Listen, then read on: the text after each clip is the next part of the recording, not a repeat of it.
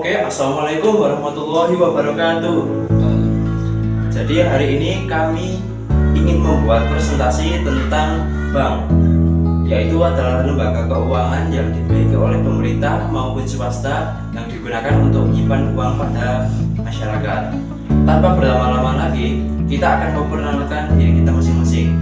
Yang pertama, nama saya Abi Alfairlindo dari kelas 10-8 absen 1.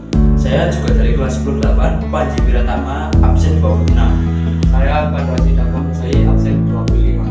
Saya Amri Wijaksono, absen 4. Saya Ihsan Adi Nugroho, absen 11. Saya Raffi Faldo, absen 8. Saya Diki Adiansyah, saya nomor absen 31.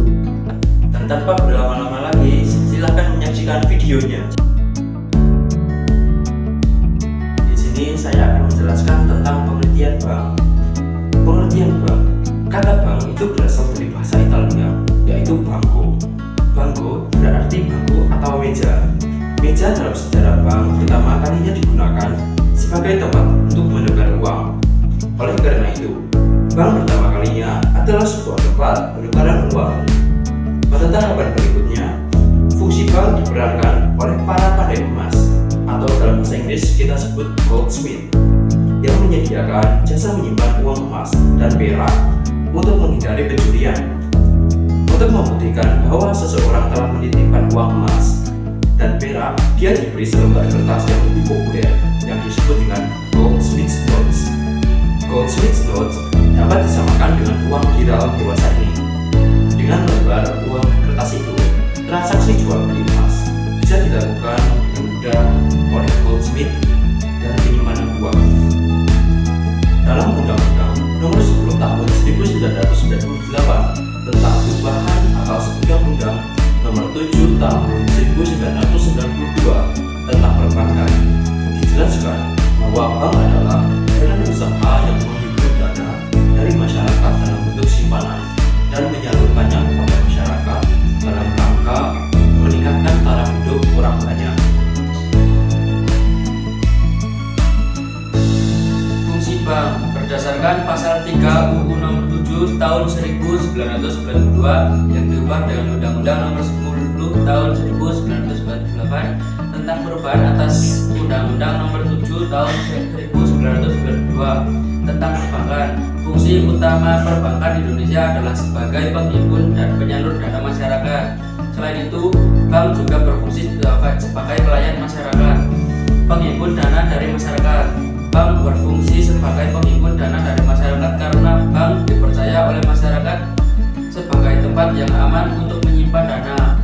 Selain untuk rasa aman, tujuan lainnya adalah sebagai tempat untuk melakukan investasi. Dengan menyimpan uangnya di bank, masyarakat juga akan memperoleh keuntungan atas simpanannya. 2. Penyalur dana ke masyarakat. Menyalurkan dana merupakan kegiatan terpenting bank.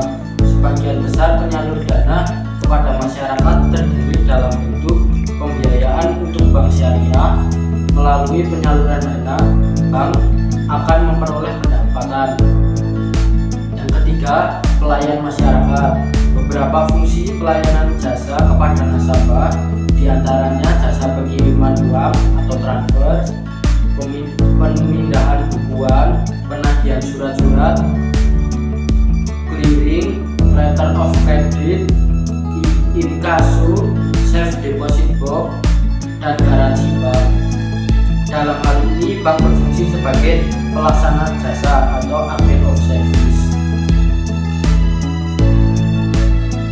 Jenis bank. Bank dapat dikelompokkan atas jenis kegiatan.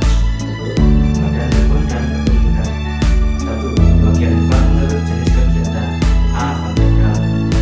Sentral adalah sebuah badan keuangan yang pada umumnya dimiliki pemerintah dan bertanggung jawab untuk mengatur kestabilan pada badan keuangan. Standar. Kita menjamin agar kegiatan badan keuangan tersebut dapat menciptakan tingkat kegiatan ekonomi yang tinggi dan stabil.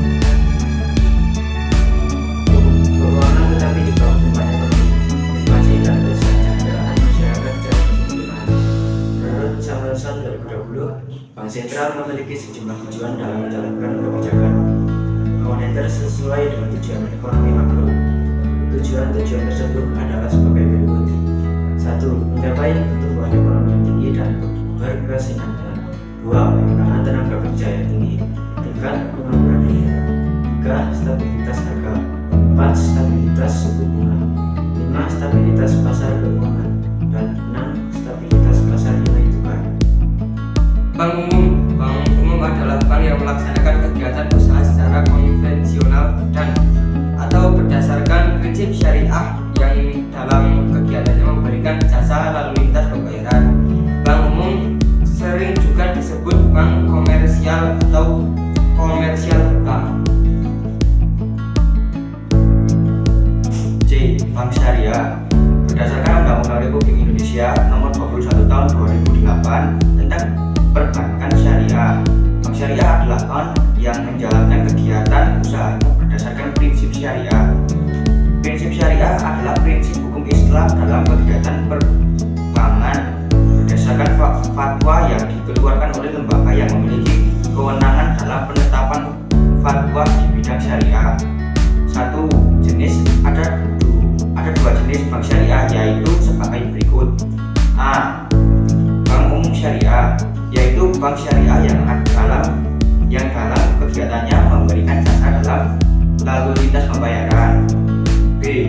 Bank pembiayaan rakyat syariah, yaitu bank syariah yang dalam kegiatannya tidak memberikan jasa dalam lalu lintas pembayaran. 2. Hal-hal yang dilarang untuk bank umum syariah adalah sebagai berikut. A. Melakukan kegiatan usaha yang bertentangan dengan prinsip syariah. B.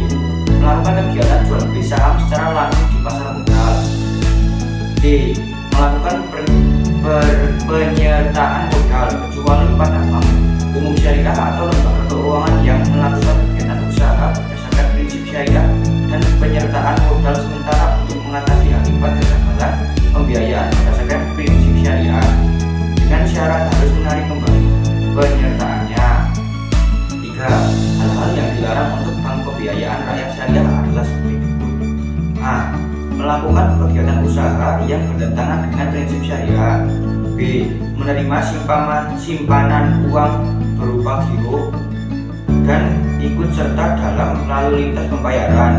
C. Melakukan kegiatan usaha dalam valuta asing kecuali penukaran uang asing dengan izin Bank Indonesia. Bank Kreditan Rakyat atau BBR. Bank Kreditan Rakyat atau BBR adalah bank yang menerima simpanan dari masyarakat hanya dalam bentuk deposito berjangka, tabungan atau bentuk lainnya dan memberikan pinjaman kepada masyarakat. BBR dilarang menerima simpanan berupa giro, ikut serta dalam lalu lintas pembayaran, melakukan kegiatan usaha dan valuta asing, penyertaan modal usaha perasuransian dan usaha lain di luar kegiatan usaha sebagaimana dimaksud dalam pasal 13 Undang-Undang Perbankan Nomor 10 Tahun 1998. 2. Pembagian bank menurut Badan Hukum. Menurut Badan Hukum, bank dibedakan menjadi bank yang berbadan hukum, perseorangan terbatas (PT), koperasi, dan perusahaan daerah. 3. Pembagian bank menurut kepemilikan. Berdasarkan faktor kepemilikan, bank dapat dikelompokkan atas bank pemerintah, bank swasta, bank campuran, dan bank milik pemerintah daerah. Ya, lanjut. Bank swasta. Bank swasta adalah bank yang pemilik modalnya dimiliki oleh pihak swasta. Umumnya, bank tersebut bertujuan untuk mencari laba. Contohnya, Mega, Bank CIMB, Niaga, dan Bank UCNB. Yang ketiga adalah bank campuran, merupakan bank yang sebagian modalnya dimiliki oleh pemerintah dan sebagian yang lain dimiliki oleh pihak swasta. Contohnya BNI 1946, Bank Mandiri, dan BRI. Yang terakhir adalah Bank Pemerintah Daerah, merupakan bank pembangunan milik pemerintah daerah yang terdapat pada setiap daerah tingkat 1. Contohnya Bank DKI, BPD Sumatera, dan BPD Jawa Barat.